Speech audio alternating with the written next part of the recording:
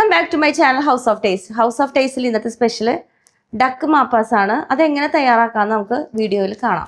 അതിനായിട്ട് ഞാനിവിടെ എടുത്തിട്ടുള്ളത് 1 കിലോ ഡക്ക്, മഞ്ഞൾപ്പൊടി, ഉപ്പ്, കുരുമുളക് പൊടി. ഇത് 20 മിനിറ്റ് മാരിനേറ്റ് ചെയ്ത് വെക്കലാണ് ഫസ്റ്റ് നമ്മൾ ചെയ്യേണ്ടത്. ചിക്കനിലോട്ട് മഞ്ഞൾപ്പൊടി, ഉപ്പ്, കുരുമുളക് പൊടി ഇത് മൂന്നും ചേർത്തുകൊണ്ട് നന്നായിട്ട് ഇളക്കി യോജിപ്പിക്കുക. ഇനി നമുക്ക് ജസ്റ്റ് 20 മിനിറ്റ് മാരിനേറ്റ് ചെയ്യാനായിട്ട് വയ്ക്കാം. നെക്സ്റ്റ് നമുക്ക് സവോള അരിയാം. 2 സവോളയാണ് ഞാൻ ഇവിടെ എടുത്തിട്ടുള്ളത്. ഒരു പാൻ വയ്ക്കുക. അതിൽ എണ്ണ ചൂടായി കഴിയുമ്പോൾ നന്നാക്കി വെച്ചിട്ടുള്ള സവോള ആഡ് ചെയ്യാം. ഈ സമയം കൊണ്ട് നമുക്ക് ഡക്ക് ഒന്ന് പ്രഷർ കുക്ക് ചെയ്തെടുക്കാം. ഒരു 4-5 വിസിൽ വരുമ്പോൾ നമുക്കത് സിമ്മിലിട്ടിട്ട് ഒരു 10 മിനിറ്റും കൂടിയും ജസ്റ്റ് ഒന്ന് വേവിച്ചെടുക്കാം. കാരണം നാടൻ താറാവാണ് ഞാനിവിടെ എടുത്തിട്ടുള്ളത്. അതിന് നല്ല വേവുണ്ട്. ഈ സമയം നമുക്ക് സവോള വഴറ്റി കൊടുത്തുകൊണ്ടിരിക്കാം. ഇതിലേക്ക് നമുക്കിനി വെളുത്തുള്ളി,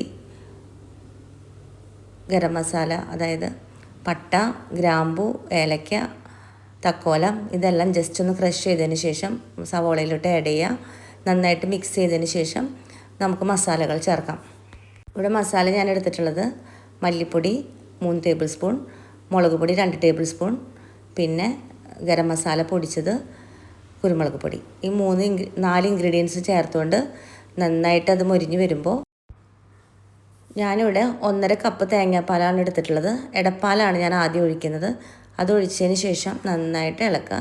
തിളച്ച് വരുമ്പോൾ വേവിച്ച് വെച്ചിട്ടുള്ള താറാവിൻ്റെ കഷ്ണം അതിലേക്ക് ആഡ് ചെയ്യുക. താറാവിൽ നിറയെ നെയ്യുണ്ട്. അതുകൊണ്ട് എടപ്പാൽ ഒഴിച്ച ശേഷം നന്നായിട്ട് വറ്റിക്കുക. വറ്റി നല്ല ബ്ലാക്ക് കളറായി വരുമ്പോൾ, എണ്ണയൊക്കെ തെളിഞ്ഞ് ബ്ലാക്ക് കളറായിട്ട് വരുമ്പോൾ മാറ്റി വെച്ചിട്ടുള്ള തലപ്പാൽ ഒഴിക്കുക. തലപ്പാൽ എന്ന് പറഞ്ഞാൽ 1-ാം പാലാണ്. ഇനി ജസ്റ്റ് നന്നായിട്ട് ഫുൾ ഫ്ലെയിമിലിട്ടിട്ട് നന്നായിട്ട് തിളപ്പിക്കുക. എന്നിട്ട് നമുക്ക് കുറച്ച് ചുവന്നുള്ളിയും കറിവേപ്പിലയും കൂടി ഇട്ടിട്ട് മുരിയിച്ച് നമുക്ക് സെർവ് ചെയ്യാവുന്നതാണ്. അപ്പം അടിപൊളി ടേസ്റ്റാണ് ഡക്ക് മപ്പാസ്. അപ്പോൾ എല്ലാവരും ട്രൈ ചെയ്യുക. Thank you for watching house of taste.